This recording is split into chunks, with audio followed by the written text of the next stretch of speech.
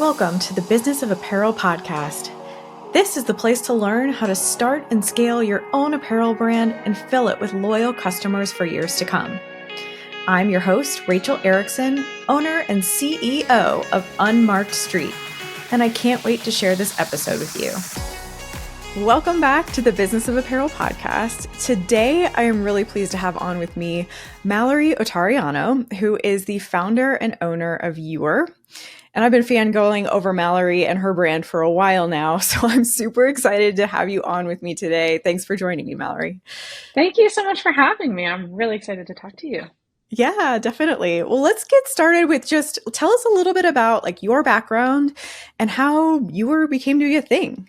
Well, I accidentally started a business, which is a whole story in itself, fresh out of college, but I do have a lifetime of style experience. Style has been like a piece of my life ever since I was a very, very young child, and art. And if you would ask me what I wanted to be when I grew up as a kid, I always said artist. That was like my dream. You and I are going to be friends. That was what I always said too. Yeah.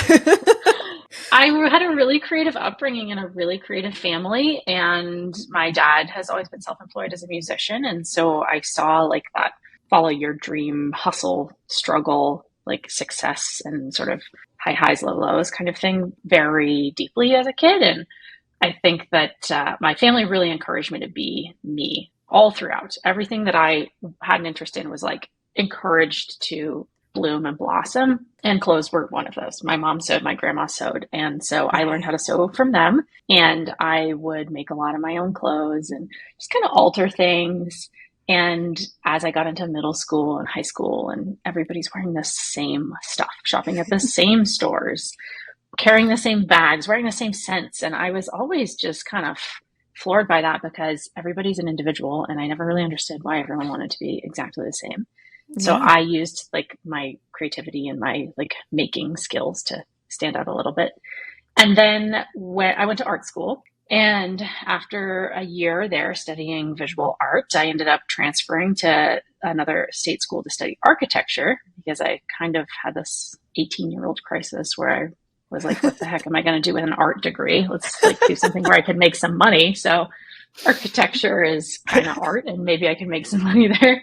I quickly realized that was really not a career path that was very exciting to me. It didn't have a lot of creativity in the early stages, and I didn't really see myself sticking with that long enough to be at a position where I could be making decisions. So I, right after college, had a very not creative research-based job. Because of that, I needed like to fill a creative void because I had this thing every single day. There'd been some sort of element of making in my life. And so I started an Etsy shop to have a reason to make stuff. And I would go to thrift stores and cut up clothes to use fabrics and repurpose them and upcycle them into new clothes and sell them. And it was not intended to be a moneymaker. I just simply started Etsy as accountability because I thought if I have a thing that I need to make this for, then I will make it and I will allocate time for it. So the day I graduated from college, I bought a sewing machine, a serger on eBay for $100. Nice. And I started sewing in my parents' basement.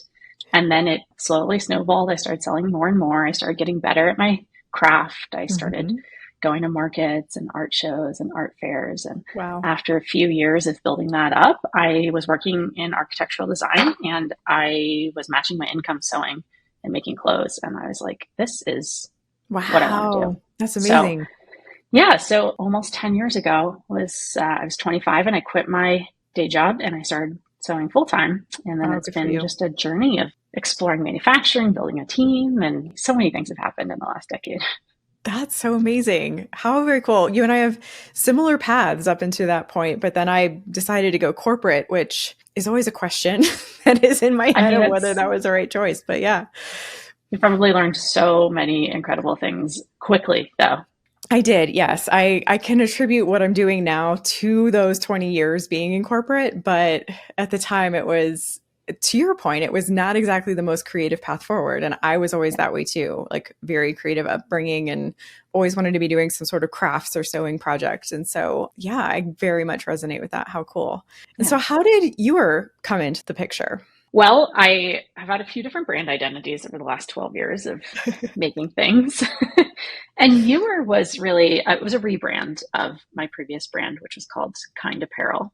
which I was love that. really the same, making the same things. But I got into a position of not being able to trademark because Kind was owned by Kind Bar, Sure. every single retail Yep. category. And it just didn't really describe what I was doing at that point and the team that I had. It had been like, I don't know, 10 years. And at that point, it was kind of just what I was doing didn't really like fit that old identity. So I rebranded in 2020, and that was sort of a rebirth of the aesthetic of the brand in a way, the idea of the brand, but really it was a response to like almost going out of business in 2020 as well. Oh, wow. Yeah, had a really crazy first pandemic year where didn't have inventory for about 8 months, and that almost broke the brand and definitely influenced the trajectory that we're on now, where we are making things in house. Yeah. Ugh, that's such an interesting way to start what became your factory in Montana, right? Like, Mm-hmm. there were so many supply chain issues that year. It was nuts being inside like corporate apparel at that time because everybody was scrambling trying to figure out what to do. I can only imagine how tough that must have been for you. Yeah, it was really crazy. I had a very small team at the time, but there were four of us, and we're still a small team, but we're seven now. But there were four of us, and we had a little downtown office space, and I closed that down, and the team dwindled down to just me and a contractor. Wow. And I worked out of my basement, and there was nothing to fulfill. There were no warehouse needs because there was nothing to sell. Wow. We bounced around from factory to factory to factory to try and get something started as all these other factories were closing or going out of business or dropping us to pursue government contracts. When it became apparent that we weren't going to have anything to sell for a while, I just started talking about supply chains on Instagram and making content about it and explaining to people what was going on. Yeah. And it was it definitely built the foundation for the kind of content I make today and the audience that we have today. And it resonated with people. It was really kind of consumer education. And everybody knew what a supply chain was, which was nobody knew what a supply chain was before 2020. I They were know. like, All of a sudden, what? everybody knew exactly everything about it. It was so funny. Totally. Yeah. So I just kind of leaned into that. And then finally, after we would like move all of our stuff to a factory and be like, okay, we need product like ASAP. Can you make it happen? And they'd be like, yeah, we can do it in 5 weeks. And we're like, amazing. 6 weeks would go by and they wouldn't have started. So then we were like, Oh, okay, we're moving. And we would like get a bunch of couriers and people in vans to go over there and get all the stuff and drive it to another factory. This was all in LA while we were in Montana. That just kind of like kept happening. And then finally, it looked like we were going to be able to get some stuff made in time for the holiday shopping season, like Black Friday week. And I had gone through a rebrand of previous, like about a year ago, we had like planned this whole thing out and I had the new logo and the new name and the new aesthetic, but I really thought that I was going to file bankruptcy. So I didn't even bother rebranding. So I just figured this is a brand I'll do in the future sometime. But when it became apparent that we were going to be able to get product, we like scrambled to make a whole bunch of trims with the new brand on it. We labeled all yeah. this new product with the new brand. Our treasure dress is a fleece dress that's one of our best sellers.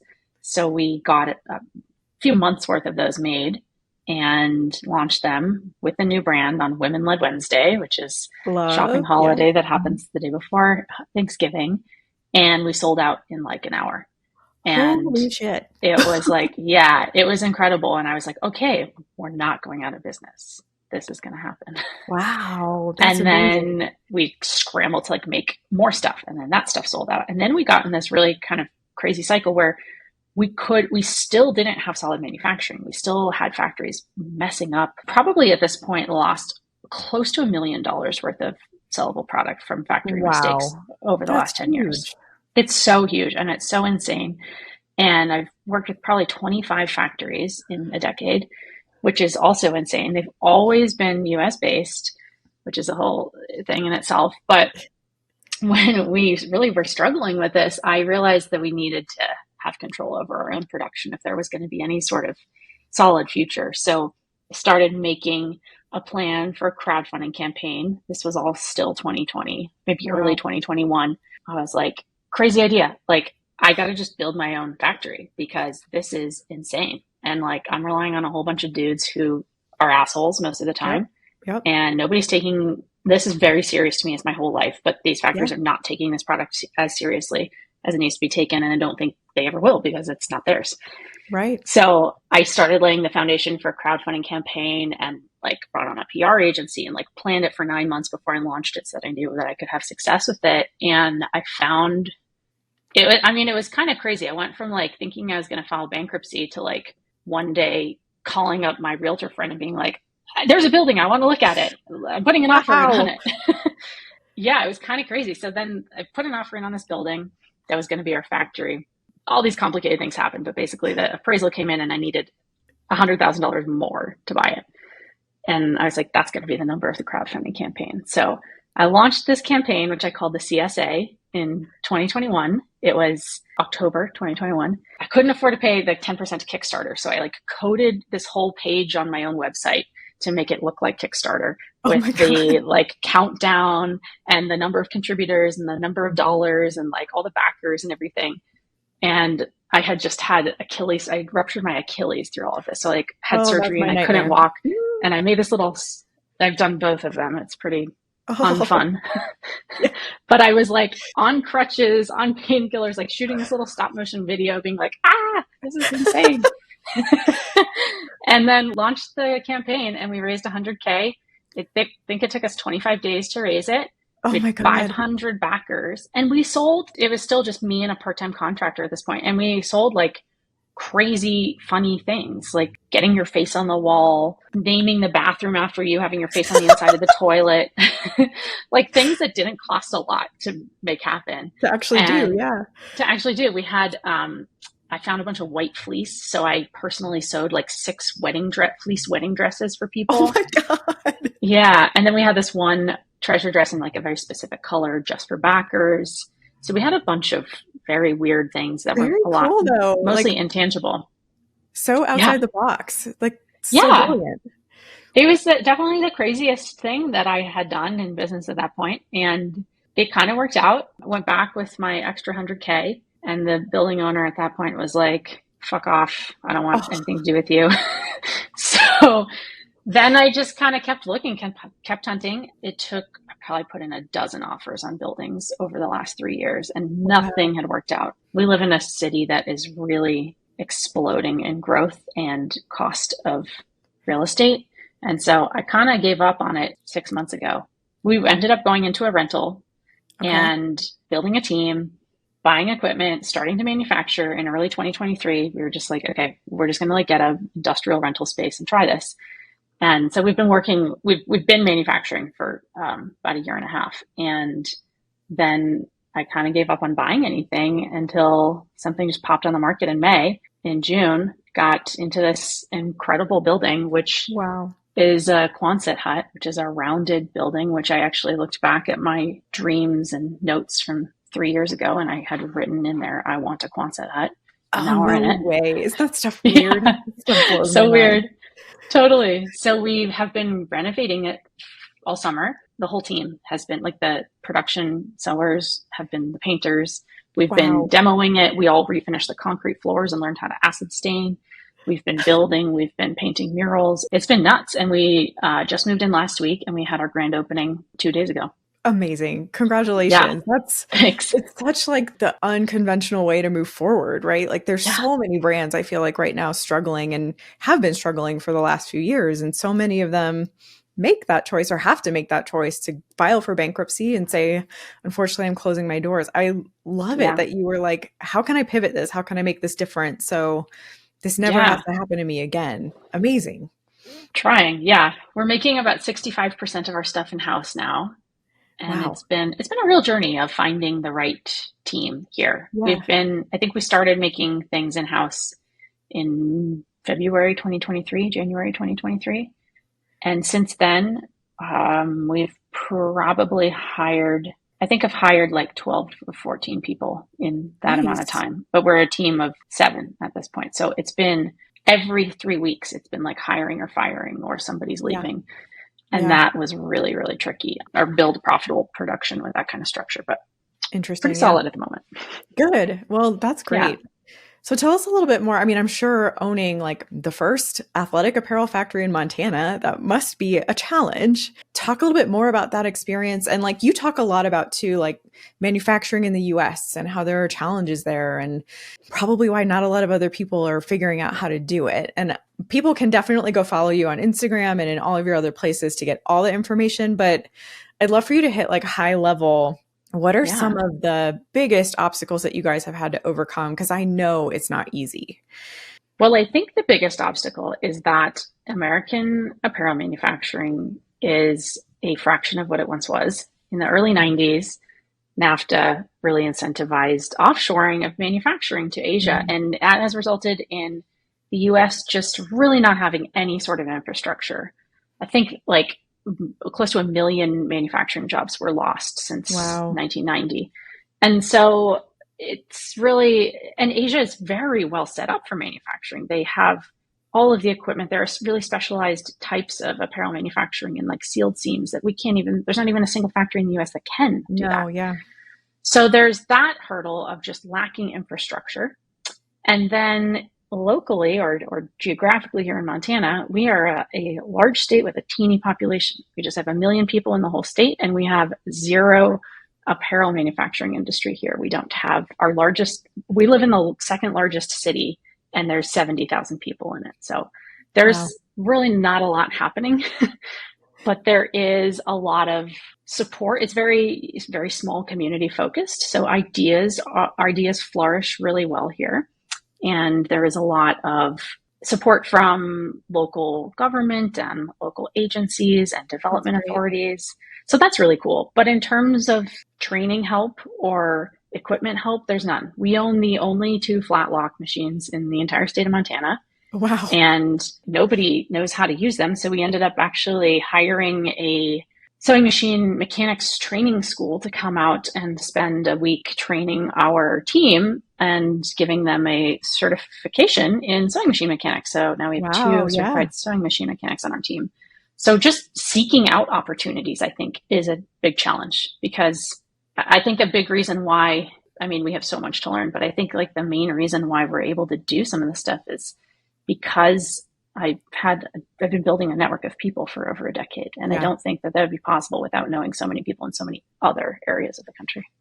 Yeah, I would totally agree with that. And I think networking, even like in my space right now, is just so crucial. Like knowing who you know and knowing who to reach out to if and when you come into a problem, or you've got to make an introduction of a couple different people. Like, oh yeah, I know a couple of people who do those things. I think networking is huge. And so I'm glad you mentioned that. Yeah.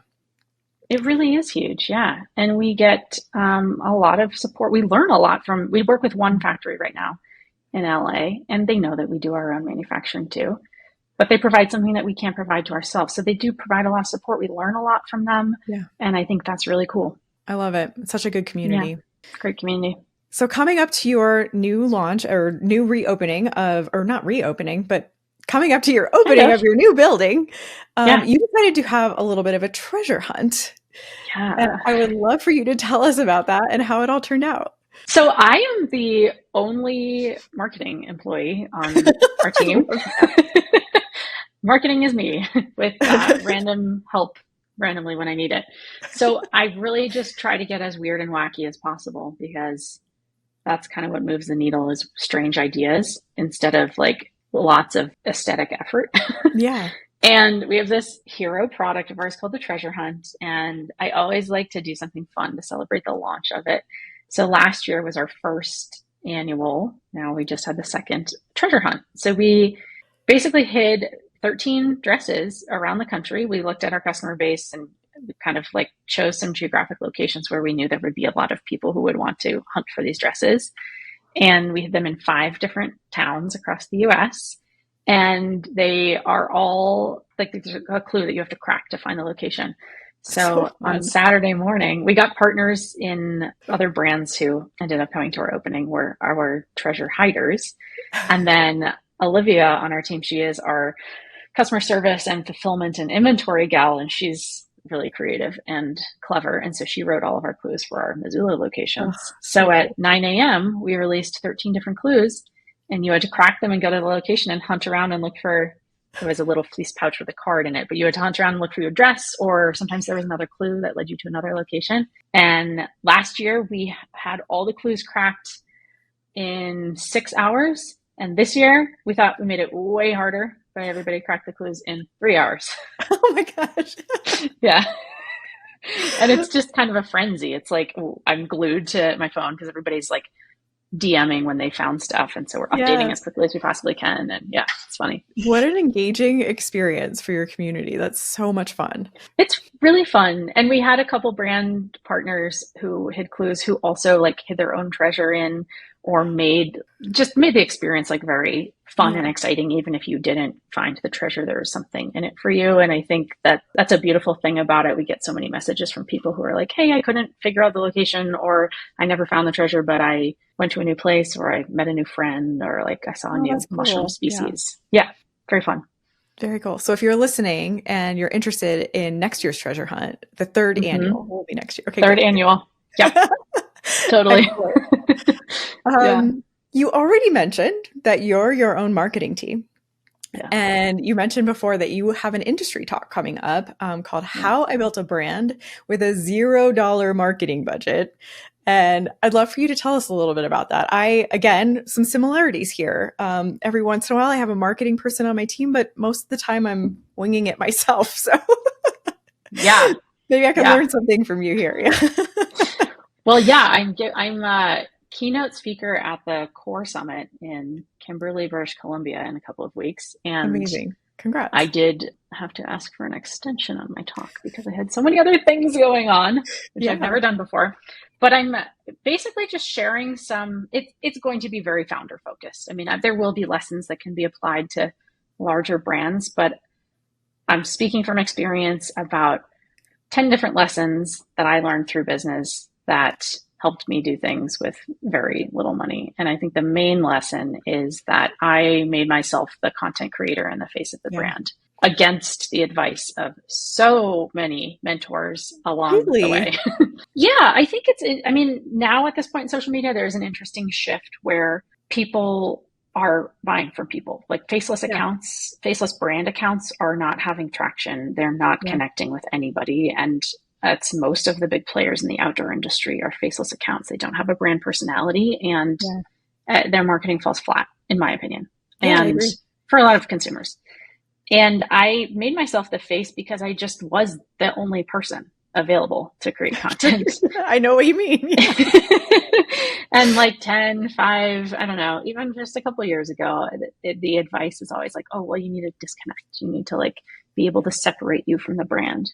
And I always kind of didn't necessarily own my expertise in that area. And I thought, oh yeah, I guess I do. Maybe I'll hire a marketing person. I'll hire somebody to do videos, even though I do like doing it.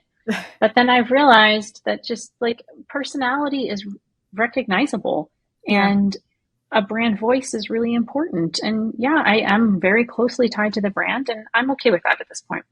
Yeah. And then I will be sharing a lot of just random guerrilla tactics, like hacking attendance lists. When you can't afford the conference ticket, you find out who's going to be there and you meet them at a coffee shop, or you invite them over to your place for wine, or at OR, you get a free publicity and press ticket, and then you open your suitcase on the steps instead of having a booth and meeting with retailers. Like I've had so many meetings nobody like wants that. You'd be surprised. Yes. Yeah. Or like everybody sitting on the steps having meetings. Totally.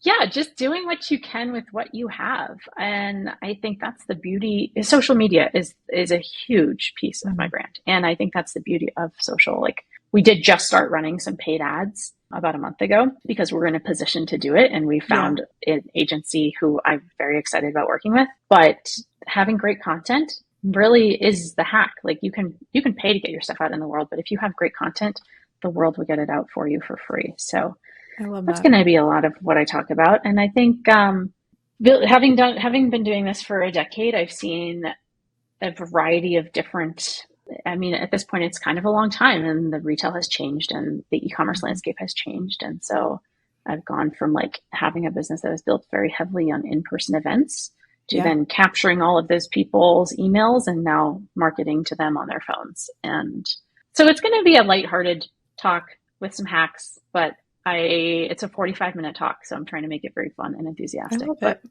Will there yeah, be a way for people to find it afterwards if people want to hear it afterwards? that's a great question, actually. I am not sure about that. I imagine there will be, but Keep I'll us get back to posted you if on there that. is. Yeah, and we'll add it to Yeah, our show notes. That'd be great. yeah, I'll let you know about that. Yeah. So tell us, Yeah. how can people find you if they want to follow you? Like, what are your main platforms and what's next for you and your? Well, Instagram, great place to find us, or Yes. me particularly. The handle is shop Ewer, and Ewer is Youer. And our website is also shop Ewer. And that's another $0 marketing hack because that URL was $20 and Yep. Ewer.com was 10,000. So Yep. that's why we're shop Ewer. And what's next is really settling into our new space here. It feels like home already, which is exciting. And for the first time ever, we have an office space with offices and doors. And that's like, and windows, which is phenomenal. It's We can look amazing how big of a outside. difference those things make. Yeah. Oh, it's amazing. In our last space, we were one big open warehouse. And so I'd be doing financial projections, and we have our technical designer over here making tech packs, and we have customer service emails, and then we have the production team wanting to listen to Barbara Streisand. And then we're being like, guys, we need you to shut off the music. And then they're like, well, that's unfun. But now I'm over here they sewing. can, I need something.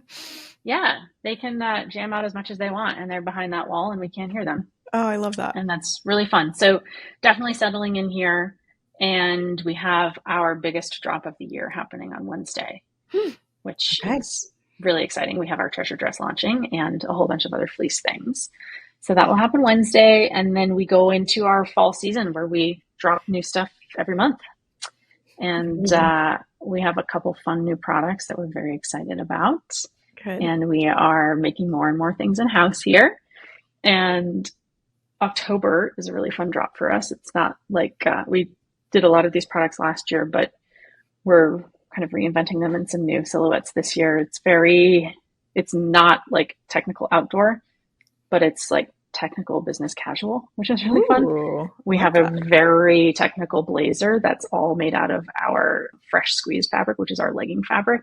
Oh, I'll have to check that out. I'm always looking really for like incredible. a comfy blazer. Yeah. The Superpower blazer is phenomenal. And we make that in-house. So that is a really fun thing that we're going to be doing here. And we make these really awesome wide leg pants that are made from like a super technical fabric, and they just look very polished. So that's pretty fun. Cool. Well, I will definitely be keeping my eye out for that. I'm sure the audience will too. Yeah. Well, thank you so much for sharing your story, being here with us today. This was great. Everybody go follow Mallory because she's so hilarious on Instagram. Again, I've been fangirling over her for a while now. Thank you again. And definitely check out shopewer.com and keep ahead of all of the different stuff that's coming up over the next few months because there's going to be a lot. So thanks again, Mallory. Thank you so much for having me. I appreciate it. Thank you so much for listening to the Business of Apparel podcast. I would so appreciate hearing your thoughts on the show. And if you know someone who could benefit from it, please share it with them. My biggest desire is to help other apparel professionals understand the nuances of our industry so we can all work toward making better product for a better world. If you would like to connect further, I'd love to invite you to send me a message through my website, thebusinessofapparel.com, where I do weekly trainings through my YouTube video channel, a weekly newsletter, blog articles, and so many more resources to help you start and scale a profitable apparel brand. This podcast is produced by Box 7 Media, who I cannot speak highly enough of. If you're looking to start your own podcast, you can reach out to Jeremy at Box 7 Media on LinkedIn anytime.